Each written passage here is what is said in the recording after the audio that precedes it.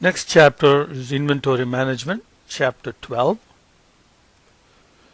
In this chapter, we're going to cover these topics: the importance of inventory, managing inventory, and we'll be looking at inventory models.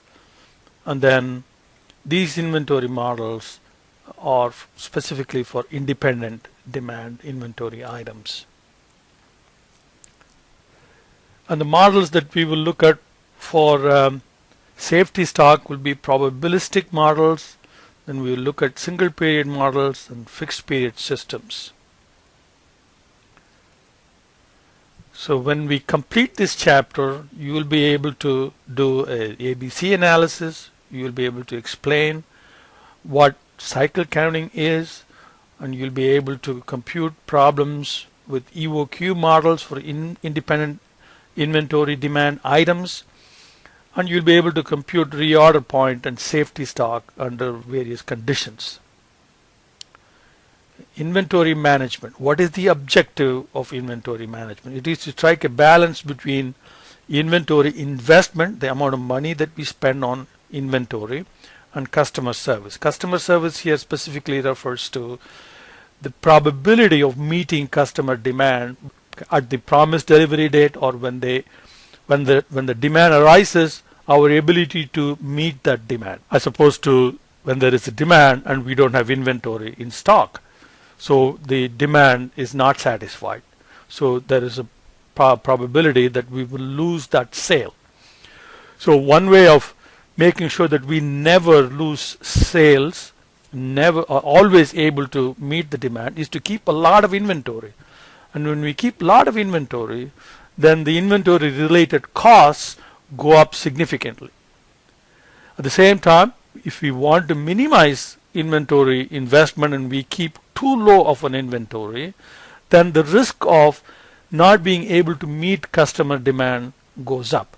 So the idea of inventory management is to strike a balance between these two competing objectives. Competing objectives, one being to keep the inventories low, and the second being keeping the probability of, or maximizing the probability of meeting the demand from stock as high as possible.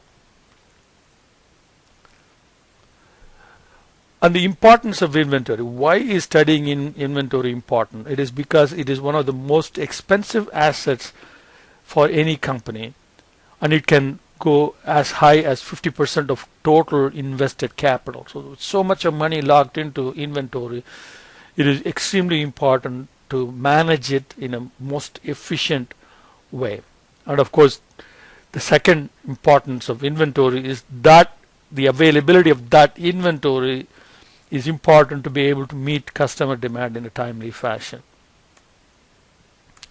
Functions of inventory. Well, the first and obvious function of inventory is to be able to meet the anticipated customer demand, whatever the fluctuations may be. Customer demand may go up and down, and we should be able to meet those ups and downs in demand with the available inventory. So the inventory's function is to be able to meet that demand.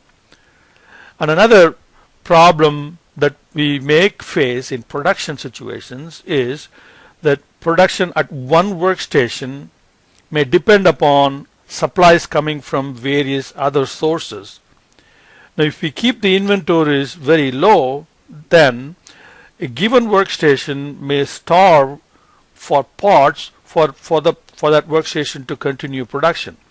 So if there is a way, like for example, if one of those upstream machines breaks down and the supplies don't come in, then this machine has to stop functioning. So one role of inventory is to decouple the machines so that there is enough inventory in between. Even if there is a disruption in one of those machines, the supply of parts to a given work center is not disrupted. So decoupling various parts of the production process is another function of inventory.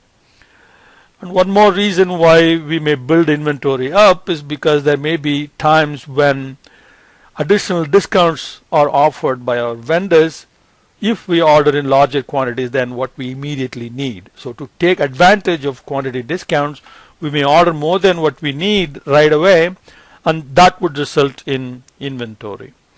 And one more reason is to hedge against inflation. So we expect prices to go up, and airline companies do this by signing contracts for fuel, so that they can lock in prices. If they think that the prices are going to go up, then they can order and keep supplies coming at lower cost. Types of inventory. Okay, there is of course raw material inventory that is coming into a production environment, and then as the raw material gets processed, then partially completed parts which are not completed yet, but some work has been done. So those are the work in process inventory that is inside the production facility.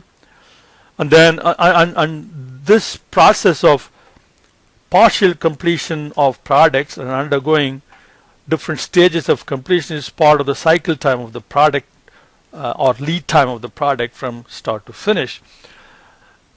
And then of course there is another category of inventory which is maintenance and repair parts, and these sometimes can be quite expensive repair parts, and which we may not need unless there is a breakdown. So managing maintenance and repair and operating spare parts is an important consideration.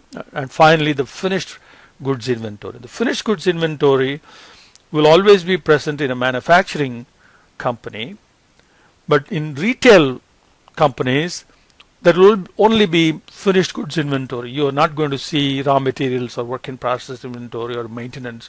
Like if you go to Walmart or Target, you're going to see only finished goods inventory and not the others.